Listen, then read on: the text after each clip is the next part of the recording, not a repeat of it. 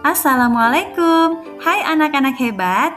Selamat datang pada pembelajaran Bahasa Indonesia di kelas Bukinan. Kali ini kita akan membahas tentang analisis teks resensi. Selamat belajar. Pernahkah kalian berkata, buku ini membosankan?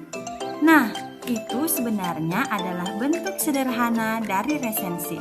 Tapi, bagaimana cara membuat analisis resensi yang baik dan benar? Yuk kita pelajari bersama. Anak-anak, Bukinan jelaskan kembali bahwa teks resensi adalah teks yang berisi ulasan, penilaian, dan pertimbangan terhadap suatu karya. Karya tersebut bisa berupa buku, film, lagu, drama, bahkan makanan.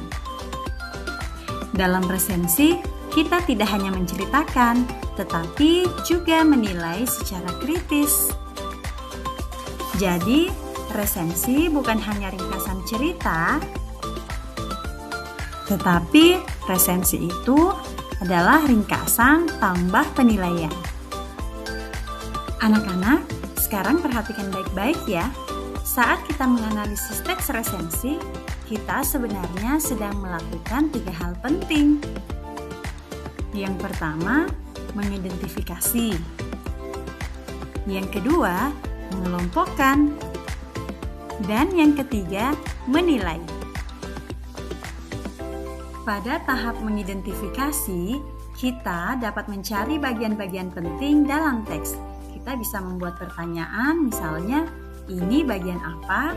Apakah identitas, sinopsis, atau penilaian? Contoh, novel ini ditulis oleh Andrea Hirata. Maka kita bisa simpulkan bahwa ini adalah bagian identitas karya. Berikutnya, setelah mengidentifikasi, kita harus mengelompokkan isi teks. Misalnya, mana yang termasuk kelebihan, mana yang termasuk kekurangannya. Dari kutipan teks resensi ini, kita dapat kelompokkan isi paragraf tersebut secara jelas. Kelebihannya yaitu ceritanya menarik, bahasa sederhana dan mudah dipahami, tokoh digambarkan cukup kuat, mampu membangkitkan emosi pembaca, dan tema relevan dengan kehidupan remaja.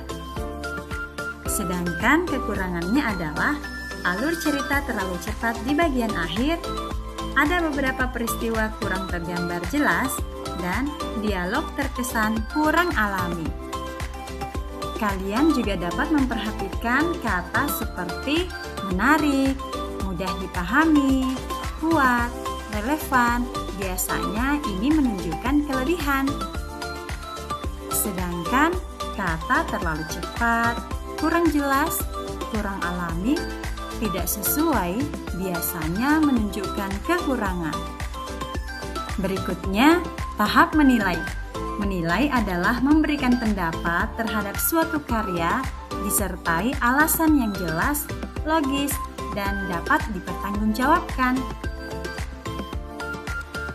Oleh karena itu, kita tidak cukup hanya mengatakan bahwa buku ini bagus, tetapi harus ditambahkan alasannya, seperti buku ini bagus karena bahasanya sederhana dan mudah dipahami oleh pembaca.